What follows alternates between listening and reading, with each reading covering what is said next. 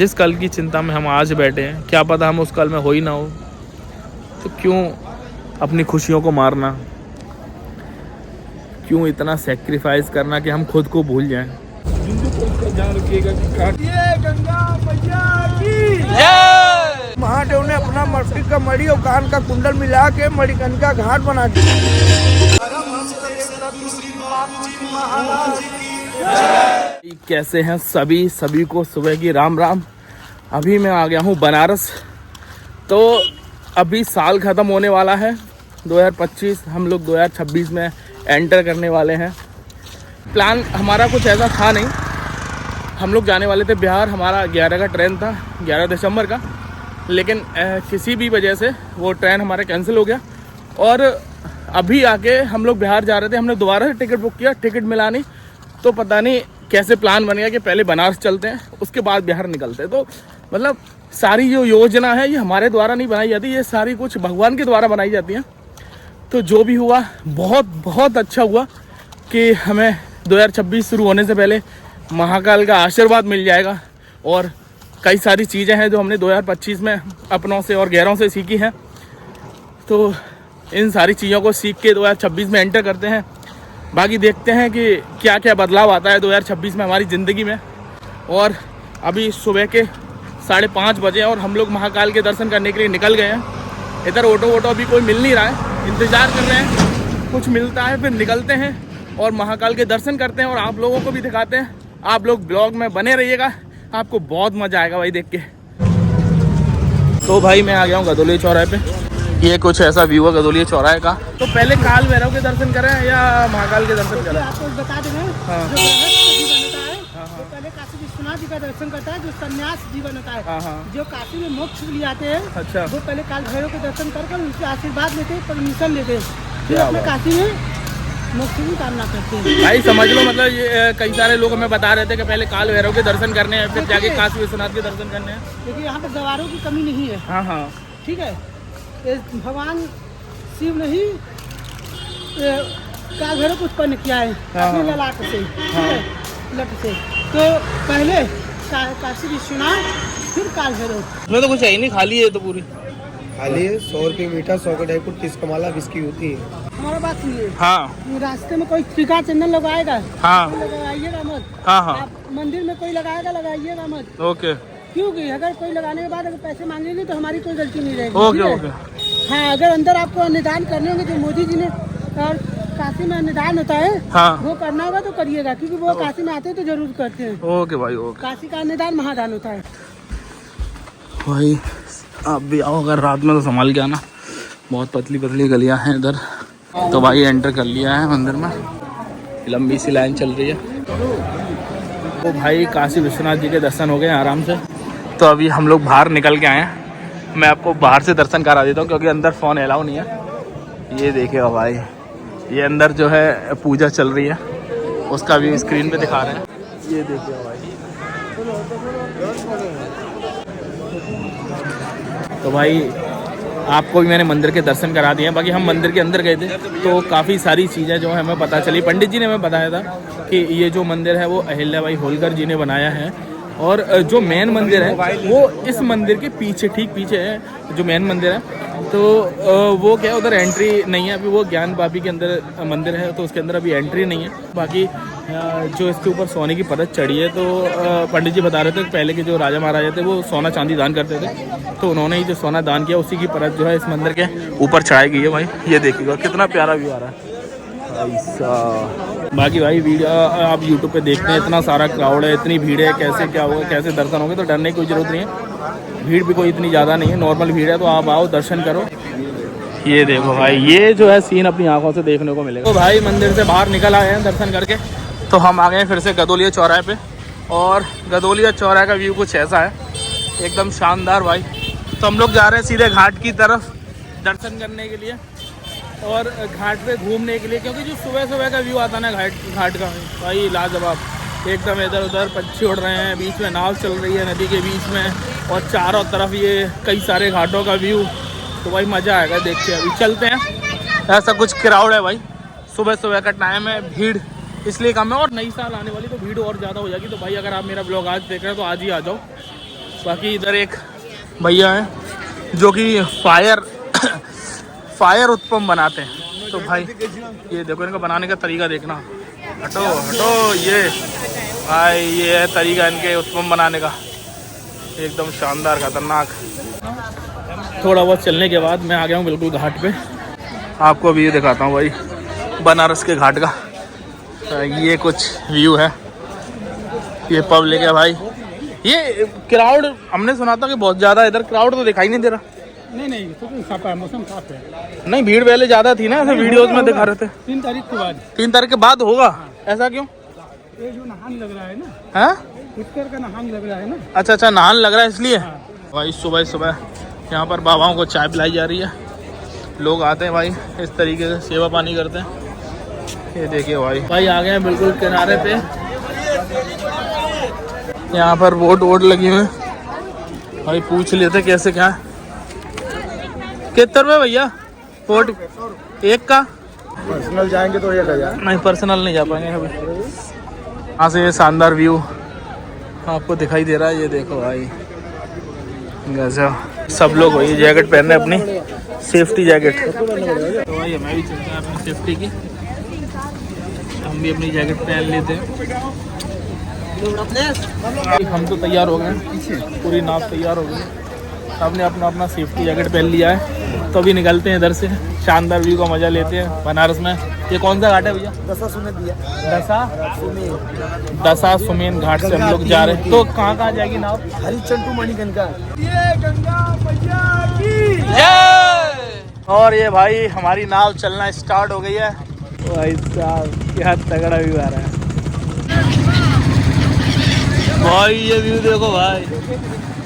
भाई साहब dead body जलाने का हाथ जोड़ के नमस्कार कीजिए। सत्यवादी राजा हरिश्चंद्र घाट शिवलिंग का स्थापना वही किए हैं राजा हरिश्चंद्र ने। अब यहाँ से बोट जाएगा मणिकर्णिका महाशमशान घाट। महाभारत के पांडवा यही स्नान किए हैं, पांडे घाट। ये है मणिकर्णिका घाट। ये वो घाट है जहाँ पर 24 घंटे चिताएं जलती हैं, कभी यहाँ पर चिता की आग बुझती नहीं है। और जो सुबह सुबह महाकाल की भस्म आरती होती है, वहाँ की भस्म इधर से ही जाती है भाई। 12 से 3 बजे तक यहाँ पर कोई चिता नहीं जलती है, जो पहले से जल रही है बस वो जलती रहती हैं। और जो जली हुई चिता उनकी जो भस्म रहती है उसको ले जाकर यहाँ पर महाकाल की भस्म आरती की जाती है। महादेव ने अपना मस्तिष्क का मणि और कान का कुंडल मिला के मणिकर्णिका घाट बना दिया। यहाँ पे 24 घंटा ही जलेंगे, यहाँ 24 घंटा डेड बॉडी यहाँ मोक्ष की प्राप्ति होती है। घाट घूमने के बाद हम लोग आ गए हैं बनारस की पतली पतली गलियों में। तो भाई ये कुछ नज़ारे देखने को मिलते हैं, कई सारे मंदिर आपको रास्ते में देखने को मिलेंगे। मालूम तो नहीं है किधर जा रहे हैं हम लोग, बस चलते जा रहे हैं, जिधर रास्ता दिख रहा है बस उधर ही चलते जा रहे हैं। भाई बनारस की गलियों में 2 किलोमीटर चलने के बाद हम आ गए हैं श्री जी मलइयों पर, जो कि बनारस में बहुत ज़्यादा फेमस है। ये अपना लगवा रहे हैं मलइयों।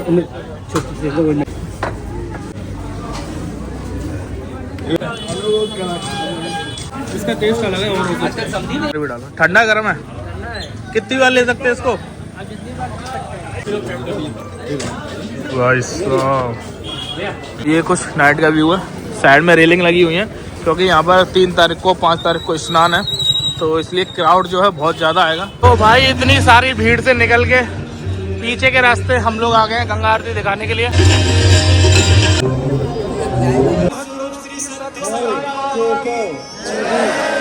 अच्छे से दर्शन कर लिए गंगा आरती के, आप लोगों को भी दिखा दिए। तो अभी हम लोग आए हैं मणिकर्णिका घाट, जो कि गंगा आरती हो रही थी वहाँ से थोड़ा सा पास में ही है।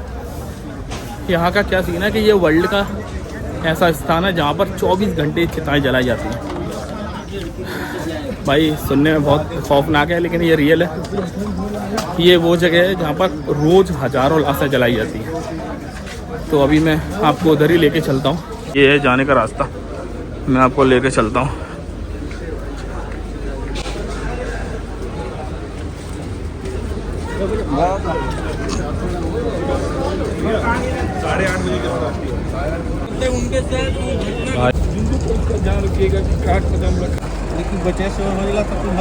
अभी मणिकर्णिका घाट से आया हूँ, आपको भी सारी चीज़ें दिखाई।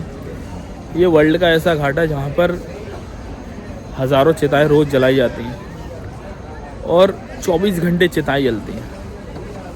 मैं वहाँ गया, 1 घंटे करीब मैं बैठा उधर और बस सोच में पड़ गया कि हम लोग किस भाग दौड़ में पड़े हुए हैं, किस कल की चिंता में हम लोग इतना भाग दौड़ कर रहे हैं। जाना तो कुछ साथ नहीं है। लोगों को देखा है मैंने, इकट्ठा करते रहते हैं पूरी ज़िंदगी भर। कोई किसी के साथ धोखाधड़ी करता है, कोई किसी को रिश्तों में धोखा देता है, कोई किसी को अपने आगे समझता नहीं है, कोई ज़्यादा कमा ले तो कम पैसों वालों की वैल्यू नहीं रहती। भाई ये जो मणिकर्णिका घाट है, ये वो जगह है जहाँ पर राजा रंग के एक ही जगह जलाए जाते हैं।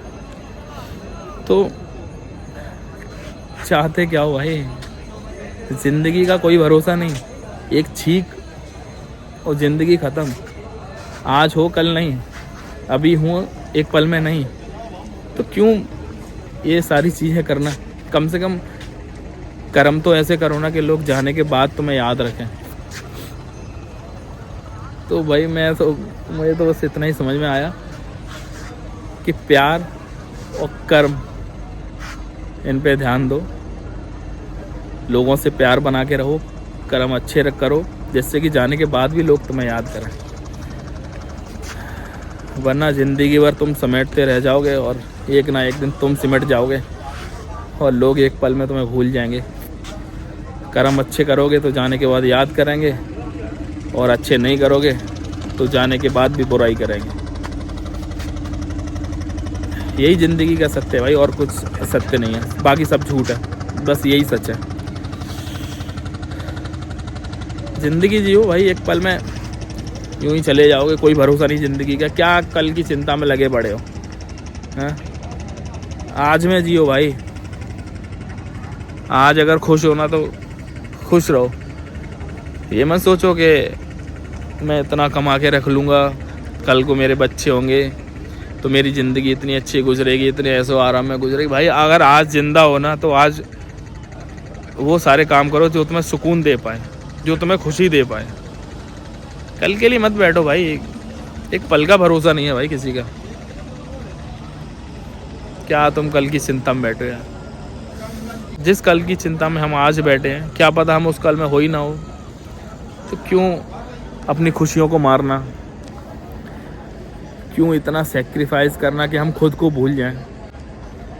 अगर भगवान ने ज़िंदगी दी है, जितनी भी दी है, उसको अच्छे से गुजारो, अच्छे से जियो, खुशियाँ बांटो, कर्म अच्छे करो, जिससे कि लोग तुम्हें जाने के बाद भी याद करें। बाकी पास में यहाँ पर एक मंदिर और है, 7 अजूबे हैं, उनके बारे में आपने सुना होगा, जिसमें एक इटली की पीसा की मीनार भी आती है। इटली में जो पीसा की मीनार है वो आती है, वो 6 डिग्री तक झुकी हुई है। और यहाँ पर एक मंदिर है रत्नेश्वर महादेव, वो 9 डिग्री तक झुका हुआ है। तो अभी भाई चलते हैं, मैं आपको वो मंदिर और दिखाता हूँ, ब्लॉग को वहीं फिनिश करता हूँ। मणिकर्णिका घाट से आया हूँ तो शब्द ही नहीं बचे हैं। क्या ऐसा नहीं है कि आप लोगों से बोलो मैं भी भाई कल की चिंता में पड़ा हूँ, आज भाग दौड़ में लगा हुआ हूँ कि कल को थोड़ा कमा लूँगा, कल की ज़िंदगी अच्छी गुजर जाएगी। लेकिन ऐसा नहीं है कि मैं अपनी आज की ज़िंदगी भूल गया हूँ। भाई अच्छे से जीता हूँ, जितनी भगवान ने ज़िंदगी दी है उतना अच्छे से खुश होकर जीता हूँ। मैं अगर काम भी अब इधर मेरा काम है शूट करने का, वीडियोस बनाने का, तो मैं शूट करने आया हूँ। अगर मैं दिन में एक वीडियो बना रहा हूँ और उसके बाद अगर मेरा मन नहीं बनाने का, मैं नहीं बनाता हूँ, मैं रूम पे जाके आराम से सोता हूँ, आराम करता हूँ। भाई ऐसा नहीं कमाना है कि मैं खुद को भूल जाऊँ। तो बस आपसे ही बोलो, आप इतना मत कमाओ कि खुद को भी भूल जाओ। आज में इतना मत खो जाओ कि अपना आज ही भूल जाओ। कल की फिक्र मत करो भाई, आज में जियो। आज हो तो आज में जी लो भाई, एक पल में ना भरोसा किसी का भाई। ये ज़िंदगी है भाई, यहाँ किसी का कुछ नहीं पता, अभी हो कल नहीं। ये मेरे पीछे आप मंदिर देख रहे हैं, ये वही मंदिर है जो कि 9 डिग्री तक झुका हुआ है। इसके बारे में कई सारी कहानियाँ हैं कि ये जो मंदिर है ये क्यों झुका हुआ है। तो उसमें से एक कहानी मैंने पढ़ी थी अभी, तो वो ऐसे थी कि एक राजा था, वो दुनिया के सारे जितने भी संबंध हैं उनसे मुक्ति पाना चाहता था। तो उसने अपनी माँ के लिए ये मंदिर बनवाया और मंदिर बनवा के अपनी माँ के पास गया, उनसे बोला कि माँ आज से मैं आपके सारे जो ऋण हैं उनसे मुक्त हो गया हूँ। तो माँ ने बोला बेटा ऐसा तो हो ही नहीं सकता कि कोई माँ के ऋण से मुक्त हो सकता है। तूने जो मंदिर बनवाया एक बार उसको जाके तो देख वो कैसा है, जैसा बनवाया वैसा है भी या नहीं। तो जब वो राजा गया मंदिर देखने के लिए तो वो जो मंदिर है आधा पानी के अंदर धंस गया था और जो ऊपर का हिस्सा वो पूरा का पूरा झुक गया था। तो जब वो वापस गया उसने अपनी माँ को बताया कि माँ ऐसा ऐसा वो मंदिर तो आधा झुक गया है, आधा तो पानी में धंस गया है। तो माँ ने बोला कि बेटा तू जिंदगी के किसी भी ऋण से मुक्त हो सकता है लेकिन तू माँ के ऋण से कभी मुक्त नहीं हो सकता।